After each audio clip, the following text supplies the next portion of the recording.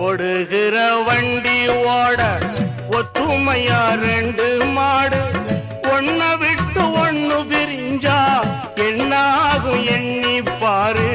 ஓடுகிற வண்டி ஓட ஒத்துமையா ரெண்டு